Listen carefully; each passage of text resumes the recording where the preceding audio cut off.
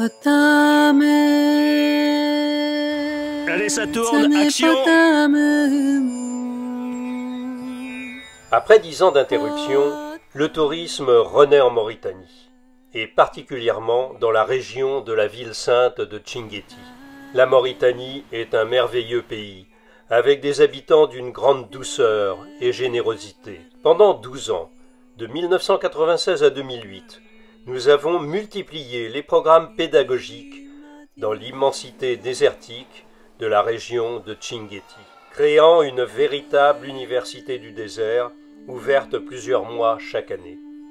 C'est avec une grande joie qu'en 2019, nous allons réinstaller notre campement et reprendre nos programmes dans ce cadre magnifique. En octobre 2018, nous sommes retournés sur place pour reprendre contact avec le pays, y retrouver nos amis et préparer notre retour. Nous avons surtout voulu revoir le lieu de notre campement afin d'en préparer la réinstallation. Deuxième nuit à Tchinguetti, nuit à Maaden. On passe à Tergit, mais on dort pas. Ah si, 19. Nuit à Tergit, là c'est l'Oasis. Et puis Intar le 20-10.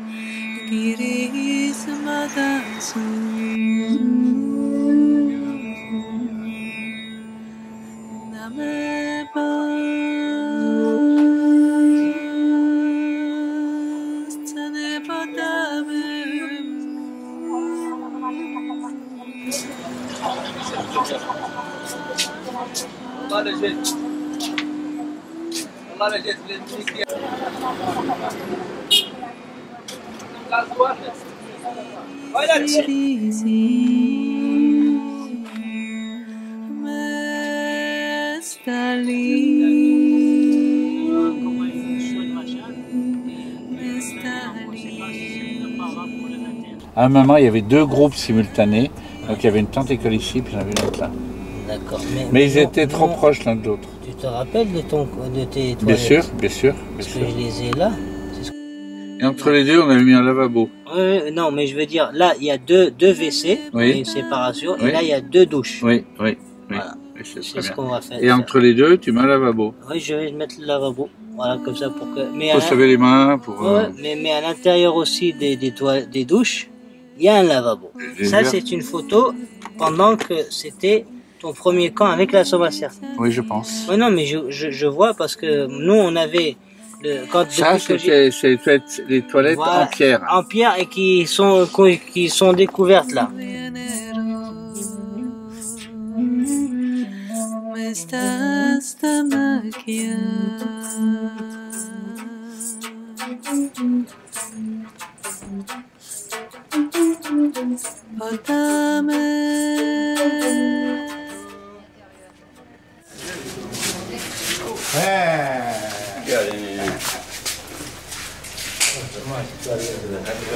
Plaisir de te voir. C'est un vrai plaisir. Rentrez chez vous.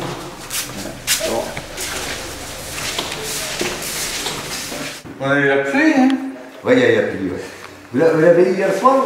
Cette nuit, oui, c'est ça. Cette nuit, il a plu un petit peu. Mais aussi, la grève cette année, il a beaucoup plu. Ça, c'est une très bonne chose pour les populations. Ouais. Et pour nos partenaires, pour les agriculteurs et pour nos partenaires des chameaux, là, c'était une corvée ces dernières années. Pour leur donner à manger? Absolument. Il faut toujours transporter la nourriture avec, donc on transporte et les bagages, la nourriture des touristes et la nourriture des chameaux. C'est important pour le pays, c'est important pour les populations donc, de cette région que nous desservons. Ça n'a pas été facile au début parce qu'il fallait dès le départ faire connaître la Mauritanie qui n'était pas connue. Et nos partenaires français particulièrement ont fait un effort énorme pour que les touristes d'abord viennent en Mauritanie, connaissent la Mauritanie et reviennent souvent en Mauritanie. Ça a commencé en 1996. Difficilement, à l'époque la Mauritanie n'était pas connue, mais ça s'est développé d'une manière tout à fait extraordinaire. De 3 premiers vols dans une saison, on est passé à 12, et ça s'est doublé à 31, et jusqu'en 2006-2007, c'était une progression extraordinaire, et on faisait venir dans l'Adrar à peu près, on a fait venir à peu près 12 000 touristes durant la saison. C'est vrai que ça a été un effort pour nous important. Je me suis engagé personnellement, j'ai beaucoup lutté pour que ça prenne cette forme et que ça se développe. Mais j'ai été beaucoup aidé par des partenaires, dont vous, à l'époque Terre du Ciel, qui nous a beaucoup aidés dans le développement. Et si mes souvenirs sont bons, Alain ici présent est le premier touriste qui a débarqué à Attar, le 20 décembre 1996. De l'avion. Donc, vous avez ça, Terre du Ciel à l'époque, et aujourd'hui à ciel ouvert, a beaucoup œuvré avec nous pour ce développement et pour les résultats aujourd'hui. C'est vrai qu'il y a eu une rupture due aux problèmes qui sont intervenus dans la sous-région du Sahara, avec l'insécurité. Nous avons, malgré tout, essayé de maintenir, et là aussi, je me rappelle très bien des premiers problèmes qu'on a eu de sécurité quand tout le monde a annulé. Je dis bien presque tout le monde, il ne restait que Point Afrique qui n'a pas annulé, donc Maurice Friend, et il a été aidé par Terre du Ciel encore, qui à l'époque avait un camp que nous gérions pour eux, et qui ont maintenu malgré les problèmes qui ont maintenu leur flux de touristes.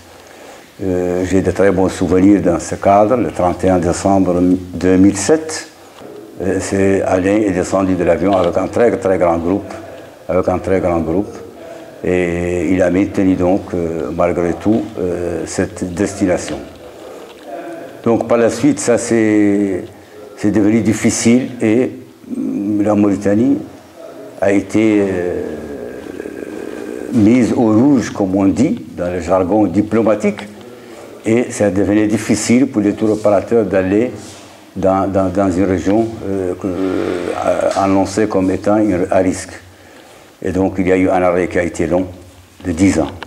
On l'a arrêté en 2008, je pense, et on l'a repris en 2018. Ça a été long. Ça a été long pour les populations qui avaient déjà compris la nécessité du tourisme, l'intérêt du tourisme, les effets induits qu'il a engendrés dans la région. Et à ce titre, je donne un chiffre qui est un chiffre très officiel, où le premier jour, les premières saisons, on est venu dans l'Adrar, le taux de prévalence de la pauvreté était de 58%. En 2006, 2004, entre 2004 et 2006, il est retombé à 23%. Et comme activité qui s'est développée dans la région, il n'y avait que le tourisme. Donc les populations attendaient ce retour, l'attendaient vraiment impatiemment. Et donc nous avons pu reprendre la saison dernière et nous reprenons encore cette saison. Et je suis très heureux que nos amis d'antan reviennent, particulièrement à ciel ouvert, qui a pris le relais de Terre du Ciel que nous avons connu dans le temps.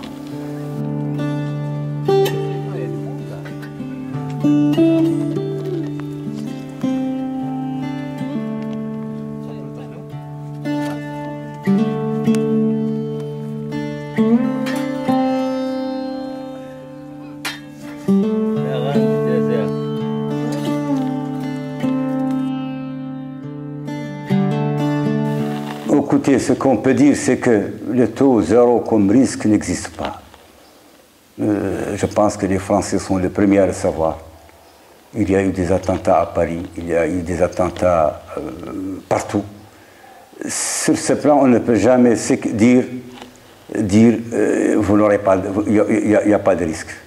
Mais ce que nous pouvons dire, c'est que notre administration, le gouvernement, a fait d'énormes efforts pour sécuriser la région. Et aujourd'hui, on est en mesure de dire, et particulièrement dans l'Adrar, de dire que nous sommes vraiment en sécurité dans l'Adrar. En sécurité dans l'Adrar. L'Adrar est une région naturellement et géographiquement sécurisé par le relief. Le relief n'est pas un relief. Et l'administration ici a mis d'énormes efforts pour contrôler les alentours de toute la région, les entrées, les sorties. Et nous avons un service extrêmement efficace en matière de renseignement, en matière de sécurité, en matière de contrôle de nos frontières et de contrôle de tout ce qui se passe en Mauritanie.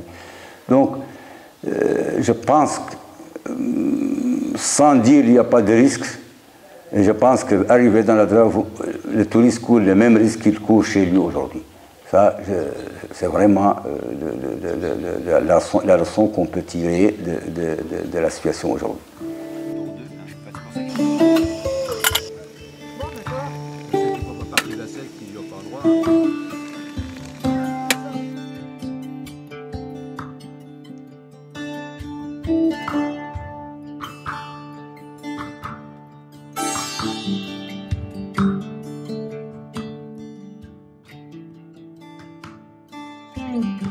Écoutez, je me présente, c'est Abdelrahman Doua. Moi, je suis à l'origine un ingénieur métallurgiste, formé au Canada. Je suis sorti en 1979, j'ai rejoint la grande compagnie minière mauritanienne qui s'appelle la SNIM, où j'ai exercé plusieurs postes au niveau de son administration et au niveau de ses services techniques. Et par la suite, sur la proposition du directeur général de la SNIM, j'ai été nommé dans une filiale de la SNIM qui s'appelle la Somasart, qui devait relancer le tourisme en Mauritanie. Donc c'est la SNIM qui a voulu relancer le tourisme? Absolument. La SNIM, à l'époque, étant une très grande entreprise dans le pays, il lui a été demandé de pouvoir intervenir dans les autres secteurs d'activité qui ne sont pas les minerais, avec ses moyens, avec son poids et tout. Et donc, elle avait fait des filiales dans certains secteurs, dont le tourisme et l'hôtellerie. Et donc, cette société qui s'appelle la Somasart, que j'ai eu la chance de diriger en 1995, avec l'objectif de relancer le tourisme en Mauritanie.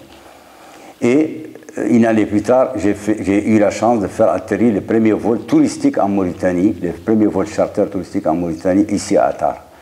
On a choisi la région de la Drar parce que c'est une région d'abord qui était connue, le plus connue en Mauritanie en tout cas, qui a les reliefs du désert que certains touristes du désert cherchent et qui était un peu connu à travers le professeur Monod et à travers déjà les quelques premiers circuits que certains précurseurs du tourisme en Mauritanie faisaient. Et donc on a synthétisé tout ça et on l'a utilisé pour développer le tourisme dans la Drar. Et ça a été donc la réussite dont j'ai parlé. Effectivement, j'ai fait 10 ans dans cette société. Après, il y a eu des changements de personnes au niveau de la SNIM et j'ai quitté la SNIM. Et en quittant la SNIM, sur la proposition de tous mes partenaires que je connaissais à l'époque, qui étaient les partenaires, ils m'ont demandé vraiment de rester à m'occuper du tourisme. Et donc, je l'ai repris sous une autre forme d'une société avec tous les guides qui étaient avec moi, qui se sont aussi regroupés et autour de moi. Nous avons créé cette société qui s'appelle Mauritanie de Voyage et qui a continué ce même développement qu'on faisait de la même manière qu'on fait quand on était à la Somasart. Donc on n'a pas changé la procédure, on n'a pas changé les effets induits que les populations tiraient. Et sur cet aspect, j'insiste sur ce côté que moi j'ai une philosophie, c'est-à-dire quand on développe le tourisme dans une région, il faut que la région en profite. Si elle n'en profite pas, elle ne vous laissera pas rester longtemps. Donc tout ce qu'on fait comme prestation, je dis bien tout ce qu'on fait comme prestation, il est cédé aux partenaires de la région. Nous louons, on n'a pas de voiture, nous louons les voitures. Nous n'avons pas d'auberge, on héberge chez les auberges de la région. Nous n'avons pas de chameaux ni de chameliers, on les loue avec les nomades. Donc nous achetons la nourriture avec les commerçants ici. Donc tout ce que nous faisons est directement a des effets induits directement sur les populations. Et je pense que c'est ce qui fait notre réussite. Voilà. ما عندي باش خليك لا هي مشكله يمشي شورلوك ستاسيون ويملي واعرف اللي عنده واعطيه هو كوم افانس سمعت؟ اي والله حسبون عليه كما ما اي والله ونتي توصل الحق عدل له بلان خليه يمشي الله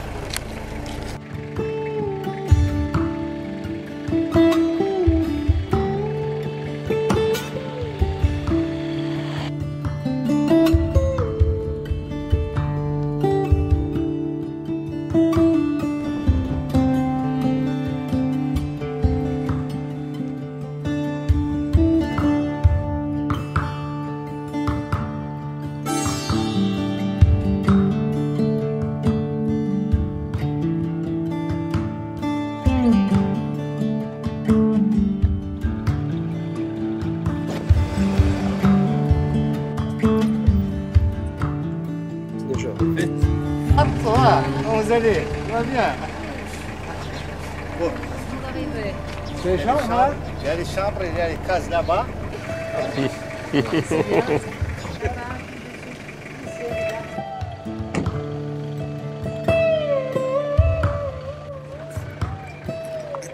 Merci. لا فترة لا السلام عليكم شحال هي لاباس؟ يا بخير ما استعب يا صحة الحمد لله ما شاء الله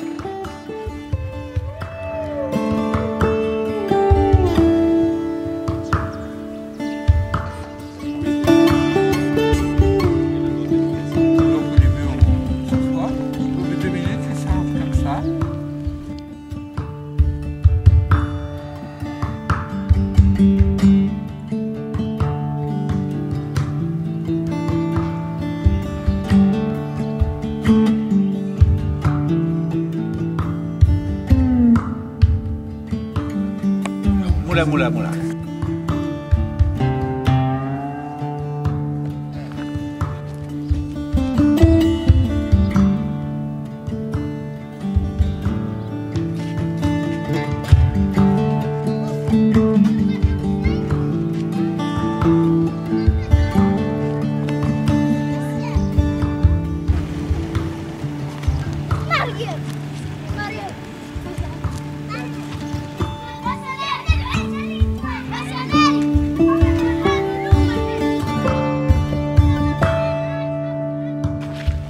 Allah, Allah, Allah, Allah, Allah, Allah.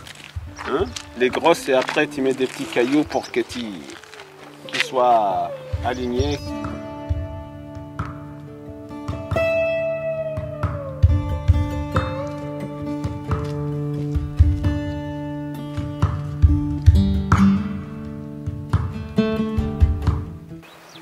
Tout ça c'est Wadan, tout ça. Il y a un autre village qui s'appelle Tenlabé de l'autre côté. Donc il y avait beaucoup de savants ici, puisque là où on est passé tout à l'heure, c'est le riz de 40 savants. Donc, il y avait 40 savants qui habitaient dans le même riz, et puis il y avait plusieurs personnes. Donc il était comme un fort, quoi, entouré avec un mur, et puis pour être protégé des ennemis et tout ça. Et la coopérative espagnole, elle a restauré ce qu'elle peut restaurer.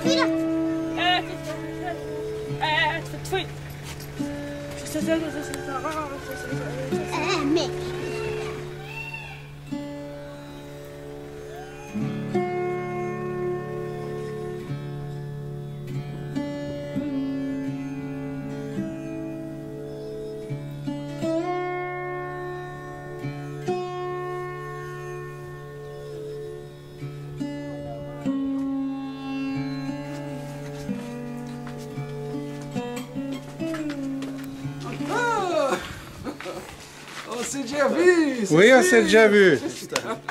Vous êtes chez nous, c'est la fondation de mes ancêtres, c'est depuis longtemps que nous sommes ici. Donc Chinguetti, pourquoi pas, premier berceau de savoir, première fier de savoir ici. Donc Chinguetti était là. Autour de cette fameuse mosquée, il y avait comme ma maison. Dans chaque maison, il y avait au moins un érudit, beaucoup d'élèves. Tous n'étaient pas riches, mais tout le monde court pour être parmi les trois les plus bons du monde, qui sont l'enseignant, son élève et les mécènes.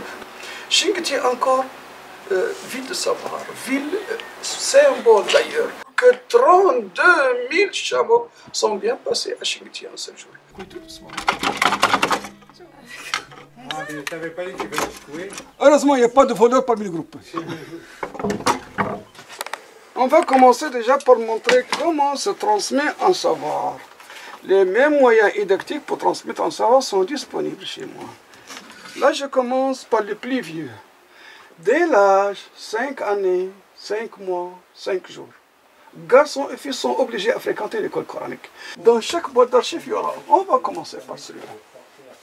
Là, vous avez les mots en rouge. Les textes en rouge, c'est ce à expliquer. Le noir explique ce qui est rouge. Et là, vous avez autre chose à constater, c'est très important. La façon de paginer les pages, au lieu de mettre des chiffres pour les pages, c'est pas ça. C'est le dernier mot de la page qui est répété dans la page suivante. Le plus ancien, c'est le seul Coran carrément cohéremment qui se repose dans le de Gazelle. Celui-là, il remonte sûrement au Xe siècle ère chrétienne. Pourquoi beaucoup de couleurs? Parce qu'il y avait tout simplement beaucoup de poètes. Quand on changeait de couleur, on changeait immédiatement de poète. Un poète parle, un autre répond, un poète. Une joute poétique, un dialogue. تخطر من دمي فوددت تقبيل السيوف لأنها لمعت كبارق بارك المتمسك.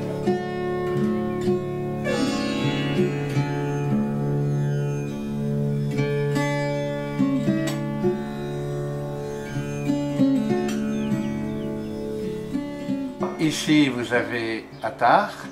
Donc c'est là que les avions de Point Afrique arrivent. Et de Attar, on va à Chinguetti. Chinguetti, c'est notre base. Et puis après, on va dans le désert, c'est ici. Donc c'est pas mal.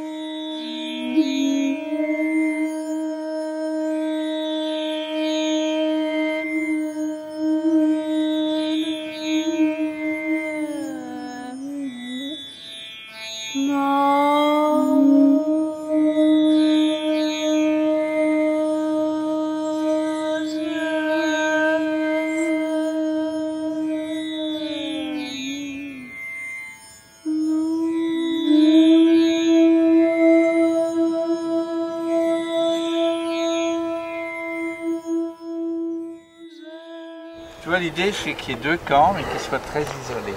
Et puis après, et ça, c'est les tentes-écoles qui sont le plus loin possible pour pas se gêner. Parce que des fois, ils chantent, il ne faut pas que l'autre l'entende. Et puis tu mets les, je suppose, tu mets les réservoirs quelque part ici.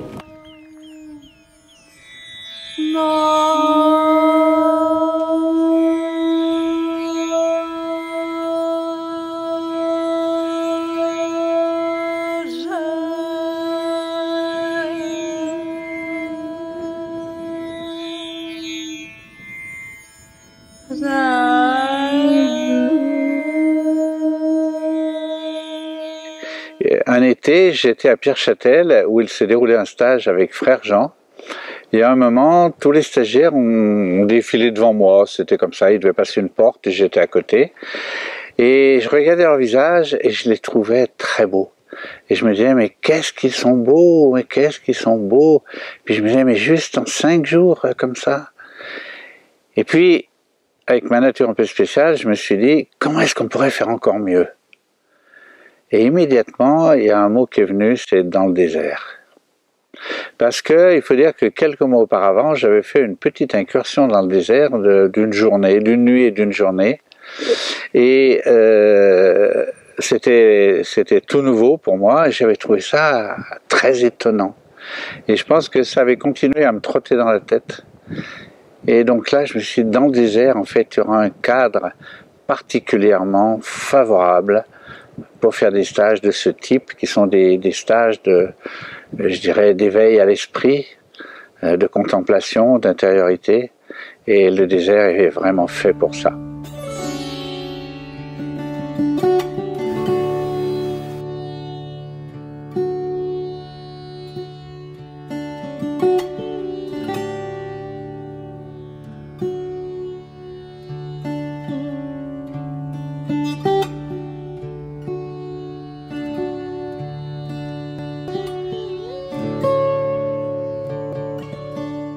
Bien oui, très vite, donc je suis allé faire un repérage au Maroc. J'avais découvert, enfin j'avais fait une petite étude, qu'il y avait 2 zones désertiques dans le Maroc, une à l'est, une à l'ouest. Il y avait Merzouga, mais qui est très, très touristique, puis il y avait l'autre qui était en fait très peu connue, parce que peu de temps auparavant, elle était encore, comment dire, protégée, zone interdite par l'armée, à cause des incursions du Polisario. Et donc, je suis allé là-bas et j'ai vu que, par chance, ils venaient juste de l'ouvrir au tourisme, cette zone. Et donc, on a été, je crois, cette année, les tout premiers touristes à aller là-bas. Et c'était une zone merveilleuse. On a fait 4 semaines de stage, donc 3 grands stages, un avec Christiane Singer, un avec Frère Jean. Je crois que c'est Jacques Casterman, le 3e. Et puis la 4e semaine, c'était une grande rencontre intertradition avec 5 ou 6 intervenants de traditions différentes. Et je me rappelle, on a eu 80 personnes et c'était superbe. C'était réellement superbe. J'avais peur qu'avec autant de monde, le désert perde un peu de son intérêt, ça devient un peu fade, mais pas du tout, parce qu'en fait c'est tellement immense, on peut faire des balades tellement immenses que ça a bien marché. Et puis les années se sont succédées et j'ai pu remarquer en fait année après année que le désert ça marchait. J'ai vu des gens qui ont complètement changé de vie. Je me rappelle une personne dans l'avion après un stage avec moi, elle s'est assise dans l'avion, elle était assise à côté de moi et on a bavardé et elle m'a dit je peux plus rester où je suis. Elle était dans un grand laboratoire pharmaceutique où elle faisait du contrôle de gestion et elle m'a dit moi je peux plus faire ça là-bas. Et donc elle a complètement changé de vie. Et en fait, elle est venue au début travailler chez nous. Pendant 6 mois, elle a travaillé chez nous pour un salaire qui n'était certainement pas celui qu'elle avait avant. Et des histoires comme ça, il y en a beaucoup. Il y en a beaucoup. Les gens peuvent changer de vie complètement. Et puis, si c'est pas le cas, en fait, ça secoue à l'intérieur et ça fait monter beaucoup de questions. Et ça fait prendre conscience de beaucoup de choses.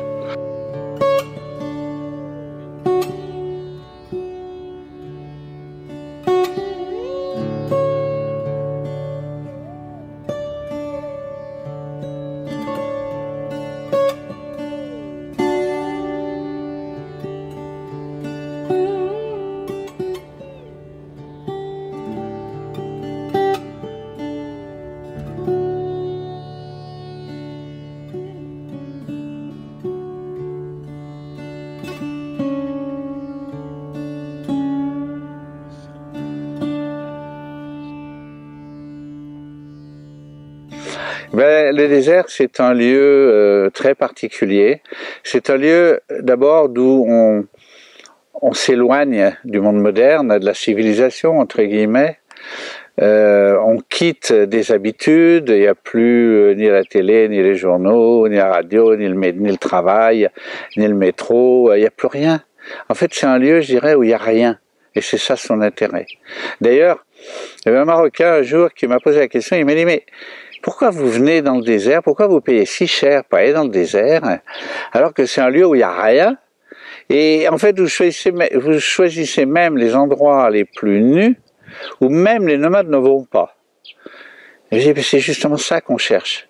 Parce que par cette nudité, par cette immensité, par ce silence, par ce dépouillement, en fait, on lâche beaucoup de choses qui nous accrochaient beaucoup trop dans le monde d'avant, et on devient disponible pour trouver autre chose. Et en fait, c'est ça. On vient chercher autre chose qu'on ne trouve pas dans le monde moderne.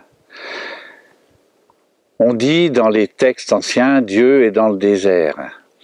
Il est dans le désert parce que dans le désert, rien n'accroche le regard, rien n'accroche l'esprit puisqu'il n'y a rien. Et donc, on est totalement disponible pour l'intérieur. Autrement, il y a trop la foire à l'extérieur et on est captivé constamment, surtout dans notre société de consommation, par la publicité omniprésente. On est complètement attiré à l'extérieur, vers des choses extérieures. On nous fait miroiter plein de choses à l'extérieur et on ignore toute une dimension de la vie qui est ce que les anciens appelaient l'esprit, avec un E majuscule, qui vient du latin spiritus et qui a donné aussi spirituel. Toute cette dimension n'existe plus dans le monde moderne et on vient dans le désert pour la retrouver. Parce que, comme le disait Marie-Madeleine Davy, privé du divin, l'homme est mutilé. Et en fait, beaucoup de gens réalisent aujourd'hui qu'ils vivent en état de mutilation. Ils ne savent pas pourquoi, ils ne savent pas comment, ils ne savent pas comment sortir. Mais il y a un mal-être qui fait qu'on cherche comment en sortir. Et puis on découvre différentes voies, il y a différentes méthodes, il y a différentes approches, et le désert c'est l'une d'elles. Venir dans le désert, je dirais presque, même sans faire un stage, à condition que ce ne soit pas déjà en voiture, à condition que on soit vraiment laissé en communion avec le désert. Par exemple, nous quand on fait des camps, on ne met pas les tentes toutes les unes à côté des autres comme un village gaulois. Au contraire, on les espace le maximum pour que les gens soient seuls avec le désert, c'est-à-dire soient seuls avec eux-mêmes. Et c'est là que le désert joue son rôle. Quand on est même en méharé, où on met les matelas par terre, dans le sable, moi je demande même au groupe que j'accompagne que les matelas soient au moins à 50 mètres les uns des autres. Donc on est seul face au désert, face à la voûte étoilée qui est extraordinaire dans le désert, qu'on n'imagine pas. Et donc on est seul avec soi-même, et c'est ça qu'on est venu chercher.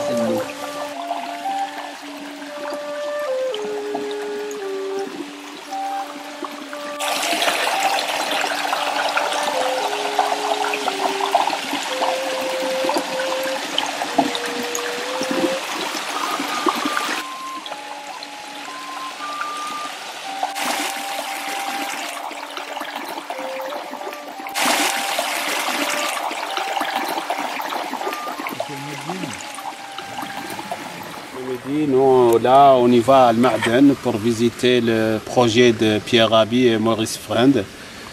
Donc on va voir ce qu'il y a là-bas. Est-ce qu'ils ont commencé à cultiver quelque chose ou pas?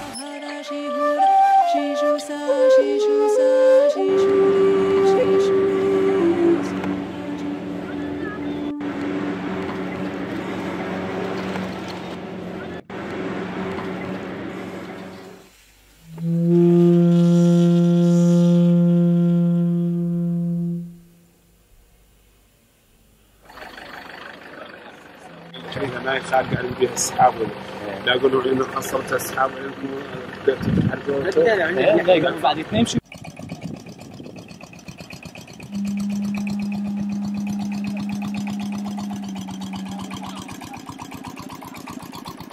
Ça, c'est des betteraves, ça, c'est des betteraves. Tomates. Ça, c'est les tomates.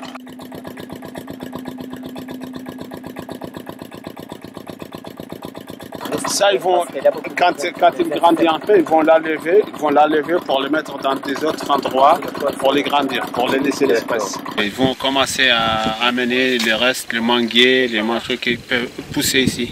Ouais. Donc, c'est pas mal. Et ils ont creusé le puits là pour amener de l'eau, pour irriguer tout ce qu'il y a. Ouais, c'est bien. Irriguer. C'est bien.